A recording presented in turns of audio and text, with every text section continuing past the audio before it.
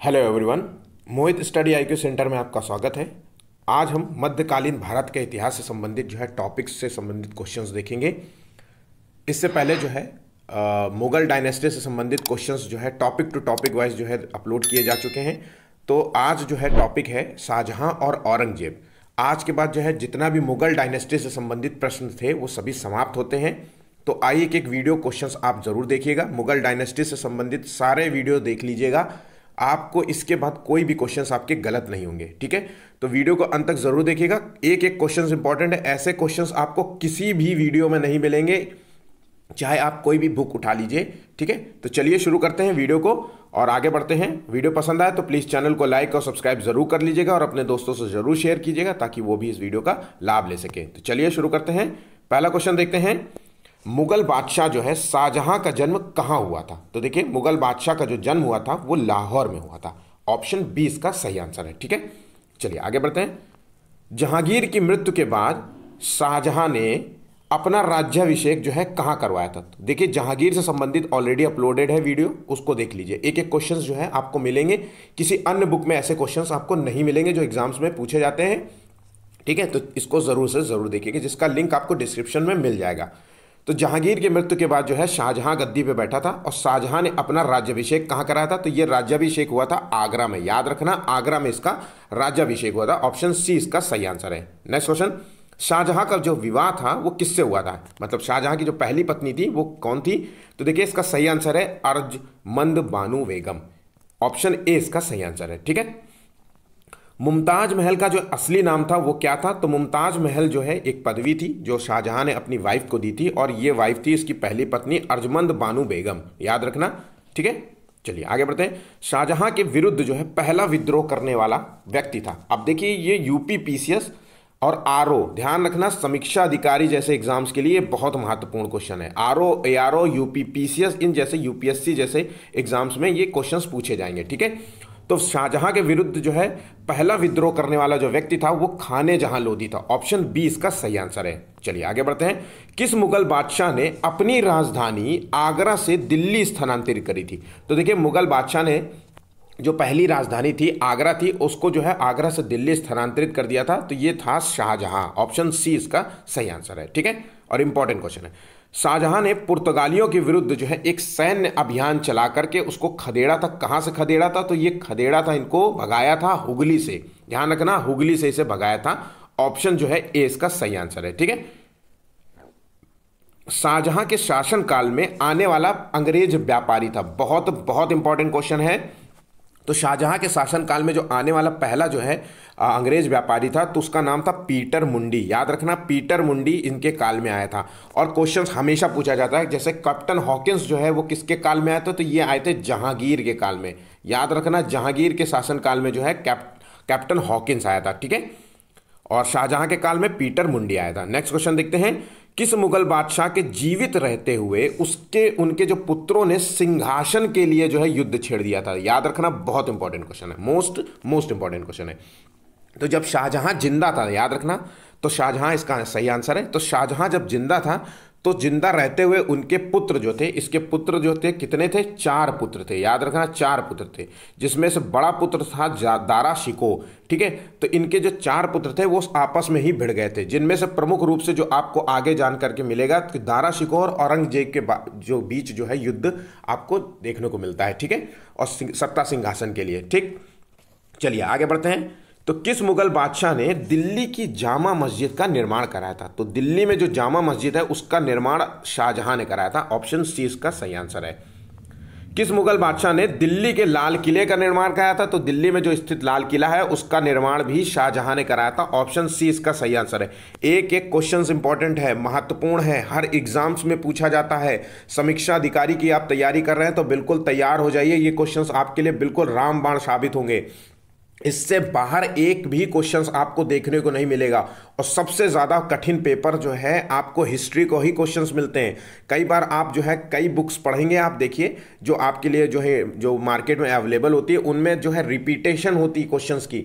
अगर शाहजहां से संबंधित जो है टोटल 30 क्वेश्चंस होंगे तो 30 में केवल 15 ही क्वेश्चन होंगे जो वो इंपॉर्टेंट दे रखे होंगे, बाकी 15 वही बार बार रिपीट कर, कभी बताएंगे कि ये बीपीएससी में पूछा गया था, कभी बताएंगे ये यूपीएससी में पूछा गया था। तो ध्यान रखिएगा यहाँ एक भी क्वेश्चन रिपीट नहीं होगा। फिर आप जो है इन क्वेश्चंस को तैयार करके किसी भी एग्जाम्स में बैठ सकते हैं और एक एक क्वेश्चन इंपॉर्टेंट है। ठीक है, चलिए शुरू करते हैं, आगे बढ़ते हैं। दिल्ली के लाल किले का जो निर्माण है इसमें किस प्रकार की चट्टान का प्रयोग हुआ है? तो ध्यान रखिए ना, इसमें जो है किस प्रकार की चट्टान का प्रयोग हुआ है, तो ये है लाल बलुआ पत्थर। दिल्ली के लाल किले में जो है लाल बलुआ पत्थर का प्रयोग किया गया है। बहुत इंपॉर्टेंट क्वेश्चन है। ठीक है, आगे बढ़ते हैं। शाहजहां निर्मित दिल्ली के लाल किले के पश्चिमी द्वार को किस नाम से जाना जाता है या क्या कहा जाता है? तो ध्यान रखना, दिल्ली के जो लाल किले का पश्चिमी द्वार है उसे लाहौरी दरवाजा कहते हैं। याद रखना, लाहौरी दरवाजा। और दिल्ली दरवाजा कहाँ है? वो है दक्षिणी द्वार। ध्यान रखना, दक्षिणी द्वार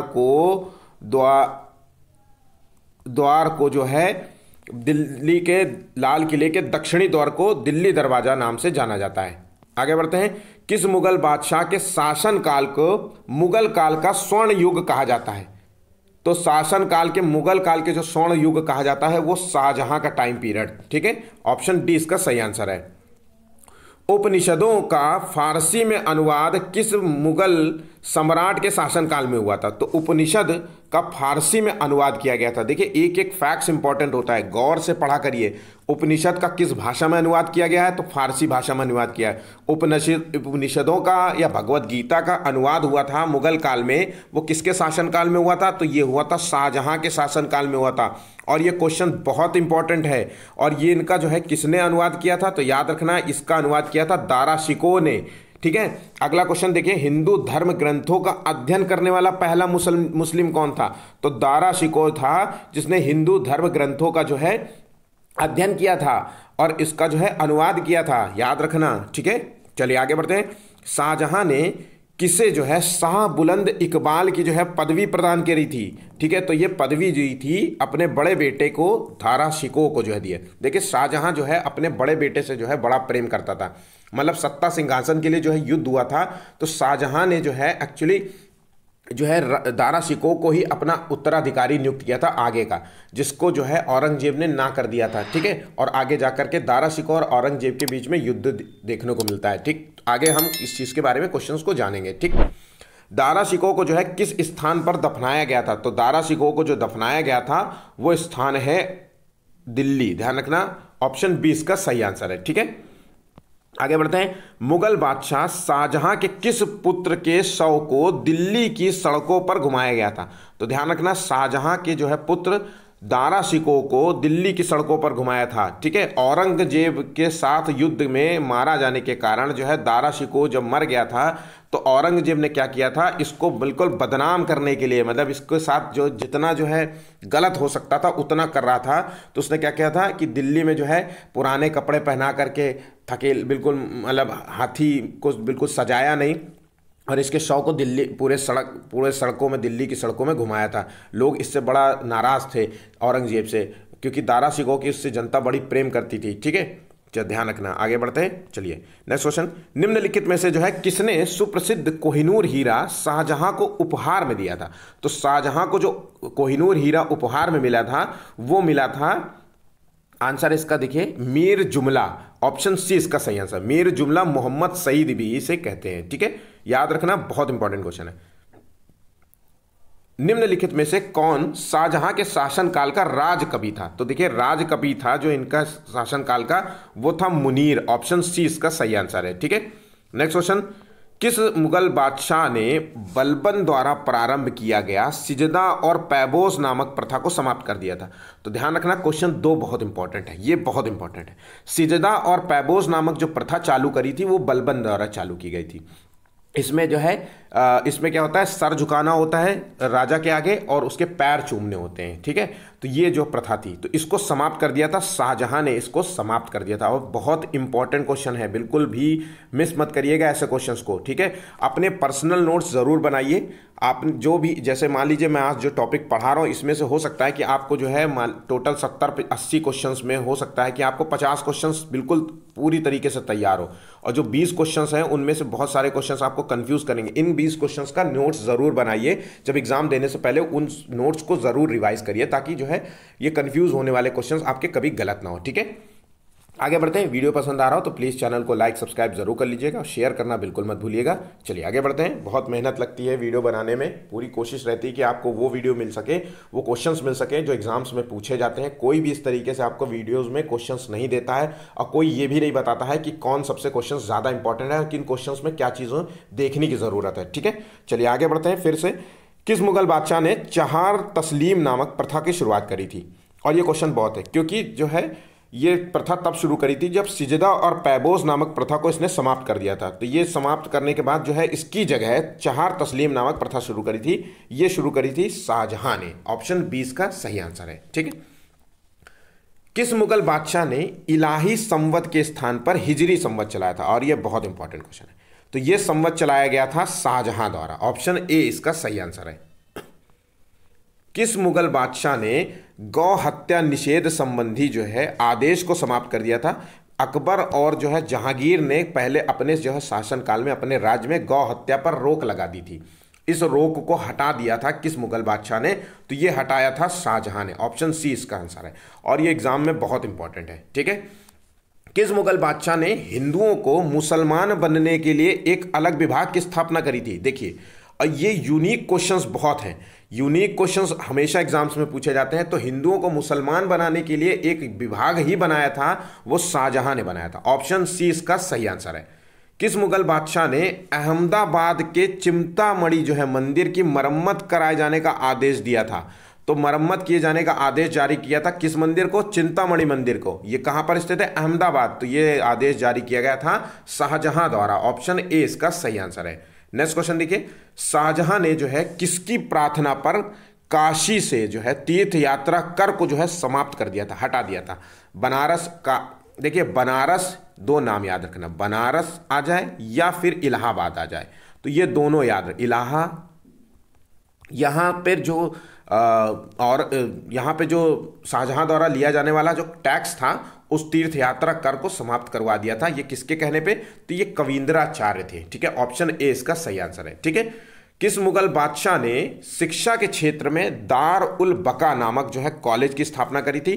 तो शाहजहां ने अपने शासनकाल में शिक्षा के क्षेत्र में भी काम किया था और एक कॉलेज की स्थापना करी थी जिसका नाम था दार उल बका, ठीक है। आगे बढ़ते हैं। औरंगजेब द्वारा उत्तराधिकार का युद्ध जीतने के बाद अपने पिता शाहजहां को कहां पर कैद रखा था?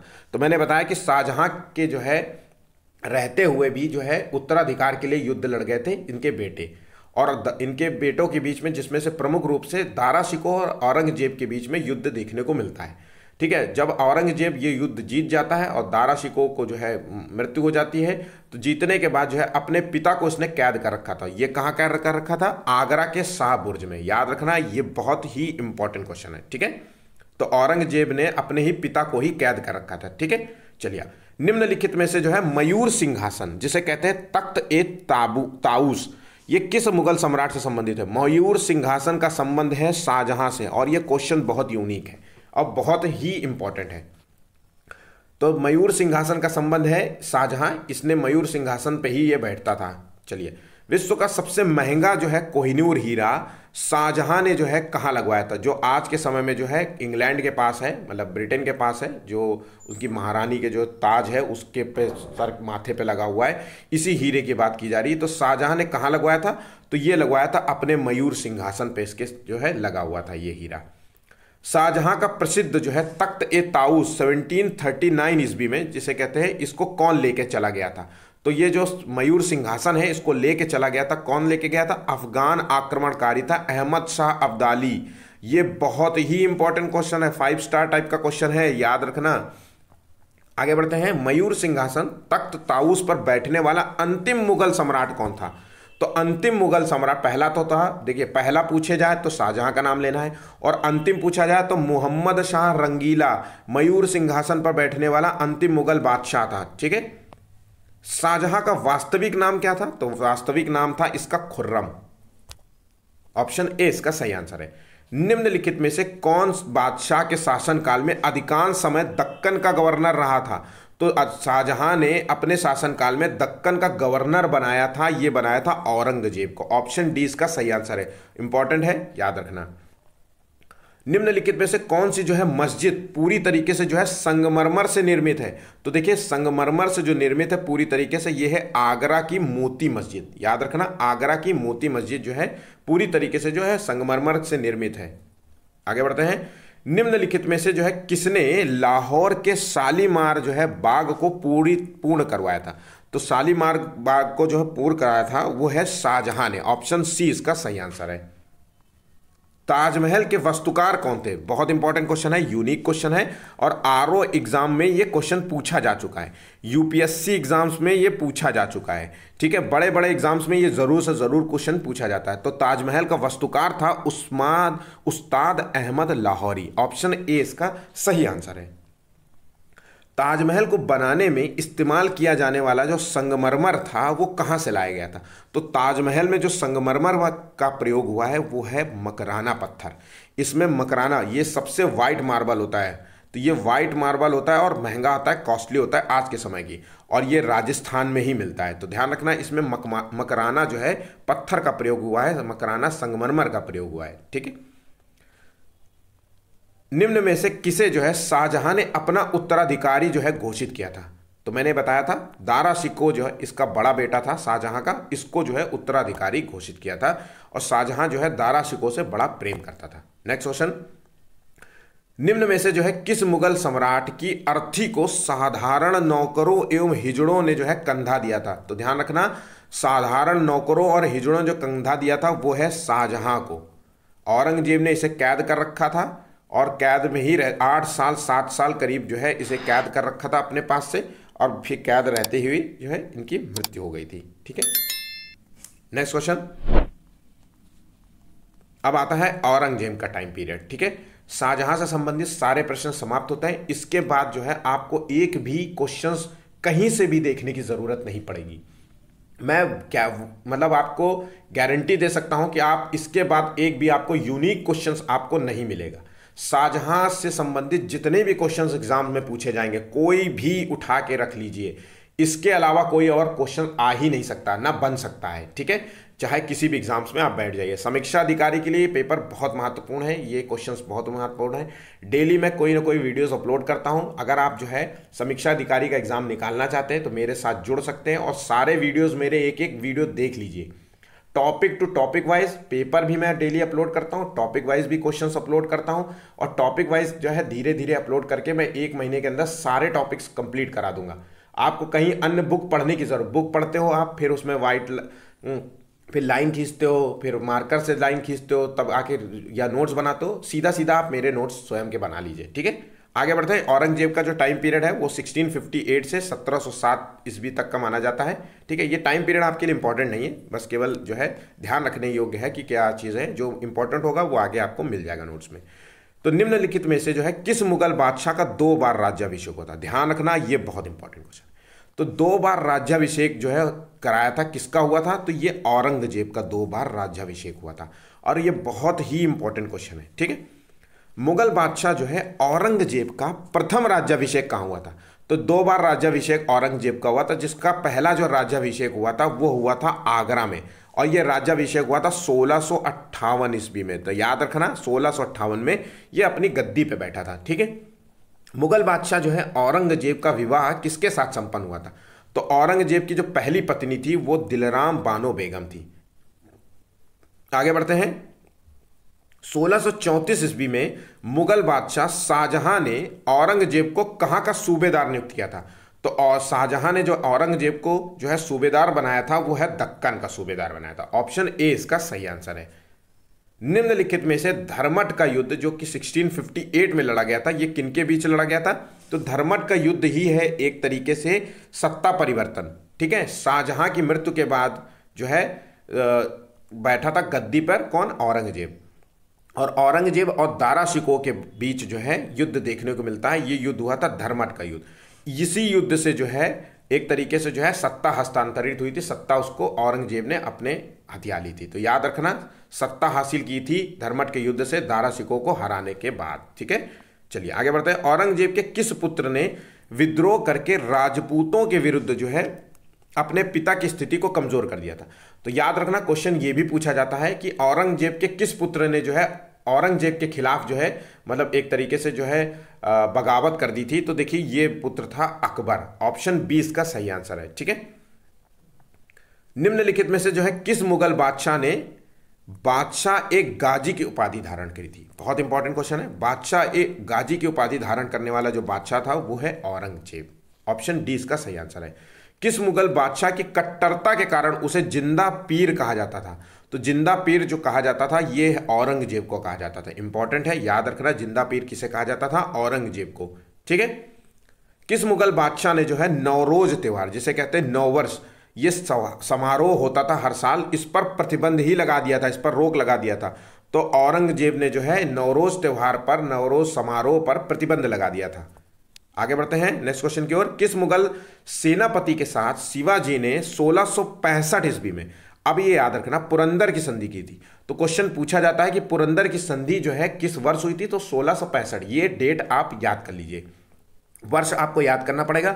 और पुरंदर की संधि किनके बीच में हुई थी? तो शिवाजी और जयसिंह के बीच में हुई थी। ये 2-3 टाइप के यूनिक क्वेश्चंस हो जाते हैं। तो पुरंदर की संधि हुई थी 1665 ईस्वी में, और पुरंदर की संधि किसके बीच हुई थी? शिवाजी और जय सिंह के बीच में। ठीक है, और जयसिंह कौन था? मुगल सेनापति था। आगे बढ़ते हैं नेक्स्ट क्वेश्चन की ओर। औरंगजेब ने शिवाजी को जो है कहां पर कैद करके रखा था? तो शिवाजी को जो कैद करके रखा था आगरा के जयपुर भवन में। याद रखना, शिवाजी को कैद करा था आगरा में, और आगरा में किस भवन में? जयपुर भवन में। 2 क्वेश्चंस अलग तरीके से आते हैं हमेशा, जयपुर भवन दिया होगा या आगरा दिया होगा। अक्सर बच्चे जो है जयपुर भवन पता होता है तो आगरा नहीं पता होता है, आगरा पता होता है तो जयपुर भवन नहीं पता होता है। याद रखना, बिल्कुल भी कंफ्यूज मत होना। आगे बढ़ते हैं। औरंगजेब ने दक्षिण के किन 2 राज्यों पर विजय हासिल करी थी? तो औरंगजेब ने जो दक्षिण के 2 राज्यों पर विजय हासिल करी थी, वो दक्षिण के 2 राज्य थे, बीजापुर और गोलकुंडा। ऑप्शन सी इसका सही आंसर है। किस मुगल बादशाह की सेना में सर्वाधिक हिंदू सेनापति थे? तो सबसे ज्यादा हिंदू सेना रखी थी, सबसे ज्यादा हिंदू सेनापति रखे थे, वो था औरंगजेब। ऑप्शन डी इसका सही आंसर है, और ये बहुत इंपॉर्टेंट क्वेश्चन है। ठीक है, किस मुगल बादशाह ने अकबर द्वारा समाप्त किए गए जजिया कर को पुनः जो है प्रारंभ कर दिया था? तो जजिया कर लगाने वाला पुनः जो है जजिया कर लगाने वाला कौन सा मुगल बादशाह था? तो जजिया कर प्रारंभ हुआ था औरंगजेब के टाइम पे, मतलब जिसे अकबर ने समाप्त किया था फिर से जो है उसने पूरा जो है चालू कर दिया था। ऑप्शन सी इसका सही आंसर है। ठीक है, किस मुगल बादशाह ने अपनी पत्नी के लिए ताजमहल की तर्ज पर मकबरे का निर्माण किया था? जिस तरीके से शाहजहां ने अपनी पत्नी मुमताज के लिए एक जो है ताजमहल का निर्माण किया था, उसी तरीके से जो है औरंगजेब ने अपनी बीवी के लिए जो है एक मकबरे का निर्माण किया था। ये मकबरे का निर्माण किया था औरंगजेब ने, ठीक है, अपनी वाइफ के लिए ताजमहल की तर्ज पर। इस मकबरे को कहा जाता है बीबी का मकबरा। नाम याद रखना, बीबी का मकबरा, क्योंकि क्वेश्चन पूछा जाएगा कि बीबी का मकबरा जो है किसने बनवाया था? तो ये बनवाया था औरंगजेब ने। ठीक है, आगे बढ़ते हैं। दिल्ली के लाल किले में मोती मस्जिद का निर्माण किसने किया था? तो दिल्ली के लाल किले में जो मोती मस्जिद है उसका निर्माण किया था औरंगजेब ने। ऑप्शन ए इसका सही आंसर है। किस मुगल बादशाह के शासन काल में सतनामी विद्रोह हुआ था? अब ये इंपॉर्टेंट है। तो सतनामी विद्रोह हुआ था औरंगजेब के काल में। कुछ विद्रोह हुए थे औरंगजेब के काल में, उसको जानना आपके लिए बहुत जरूरी है। तो वो विद्रोह हैं, देखिए ये औरंगजेब के विरुद्ध जो है उत्तर भारत में कुछ विद्रोह हुए थे, उनका सही क्रम है ऑप्शन डी इसका सही आंसर है। जाट सबसे पहला जो विद्रोह हुआ था, फिर बुंदेला विद्रोह हुआ था, फिर सतनामी विद्रोह हुआ था, और आखिरी विद्रोह हुआ था सिख विद्रोह। ठीक है, तो याद रखना औरंगजेब का समय में जो है सबसे आखिरी विद्रोह जो है किसके, मतलब सिख विद्रोह जो है हुआ था, या किसी तरीके से ये क्वेश्चन पूछा जाता है। तो सिख विद्रोह औरंगजेब के काल में आखिरी विद्रोह माना जाता है। ठीक है, और जाट विद्रोह पहला है। औरंगजेब के शासन काल में जाटों ने निम्नलिखित में से किस एक मकबरे को क्षतिग्रस्त कर दिया था? तो जाटों ने जो एक मकबरे को क्षतिग्रस्त किया था वो है अकबर का मकबरा। अकबर के मकबरे को जो है किसने क्षतिग्रस्त किया था? जाट जो है राजाओं ने, या लूटखोर जो कह सकते हैं, इस तरीके से। ठीक है, मुगल सम्राट औरंगजेब और अंग्रेजों के बीच जो है पहली भिड़ंत देखने को मिलती है, ये कहां पे? तो पहली भिड़ंत होती है हुगली में। ऑप्शन ए इसका सही आंसर है। औरंगजेब ने भारत में रहने वाले सभी यूरोपियनों को गिरफ्तार करने का आदेश जारी किया था। तो यह जारी किया था 1701 ईस्वी में। ऑप्शन ए इसका सही आंसर है। औरंगजेब के शासनकाल में निम्नलिखित में से जो है यूरोपीय नागरिक यात्रियों में कौन सबसे पहले, मतलब कौन आया था? तो औरंगजेब के शासनकाल में यूरोपीय जो यात्री आए थे उनके जो है नाम बताना है, और ये इंपॉर्टेंट है। विलियम हॉकिंस, मैंने आपको, कैप्टन हॉकिंस जो है ये जहांगीर के काल में आया था, मैंने आपको बता दिया है पहले ही। ठीक है, अगर आपको पता हो। पीटर मुंडी आए थे, ये आए थे शाहजहां के काल में। ये नाम बिल्कुल याद कर लीजिएगा, रट लेना, मतलब ये क्वेश्चन बिल्कुल मत गलत करिएगा। और बनियर, ट्रेवनियर और मनुची, ये तीन नाम जो हैं आपको याद रखना है, ये औरंगजेब के शासनकाल में आए थे। ठीक है, तो इसका सही आंसर है 2, 4, 5। बिल्कुल भी गलत मत करिएगा, और ये बिल्कुल बहुत ही इंपॉर्टेंट क्वेश्चन है। किस मुगल बादशाह ने अकबर के असीरगढ़ के किले की तरह गोलकुंडा के किले को भी सोने की कुंजियों को खोला था? तो गोलकुंडे के किले में जो चैन लगी थी उसमें सोने की जो है चाबी बनवा करके उसको खोला था।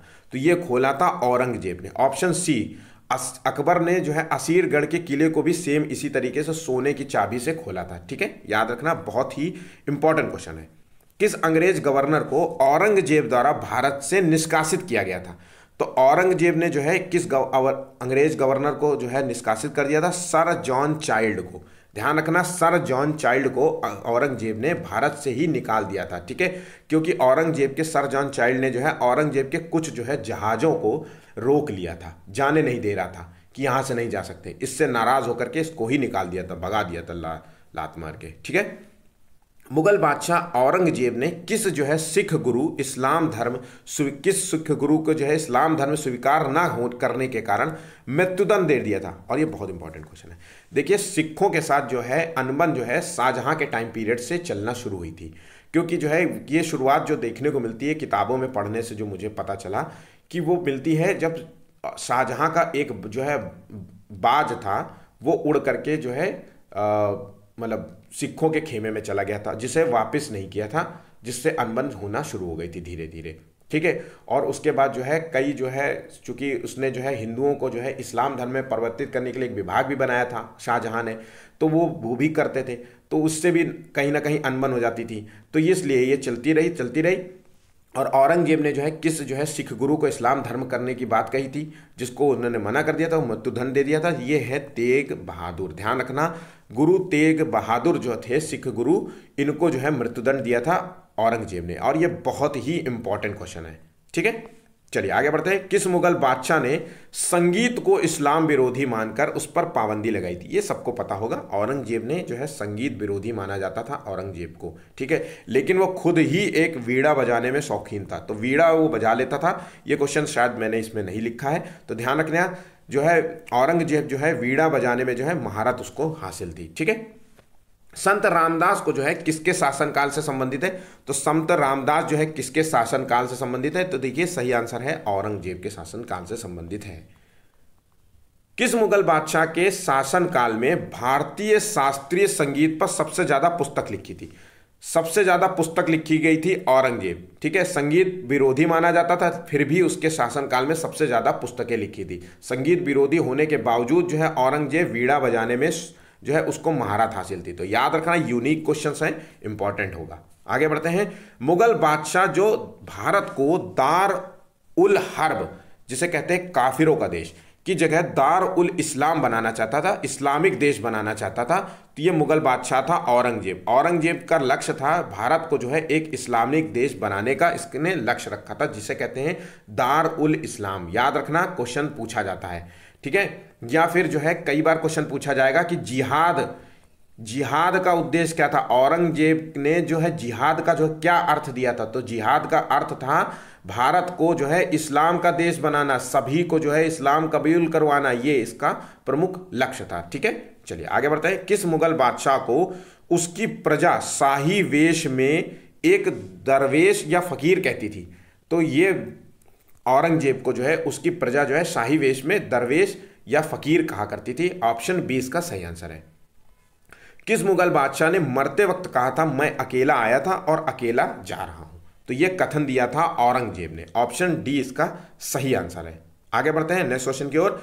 औरंगजेब की मृत्यु किस वर्ष हुई थी? और यह बहुत इंपॉर्टेंट है क्योंकि इसके बाद मुगल सत्ता जो है पूरी तरीके से जो है समाप्त होने लगती है। तो औरंगजेब की जो है मृत्यु के बाद जो है, अरे औरंगजेब की जो मृत्यु हुई थी वो 1707 ईस्वी में हुई थी। ध्यान रखना, बहुत ही इंपॉर्टेंट क्वेश्चन है।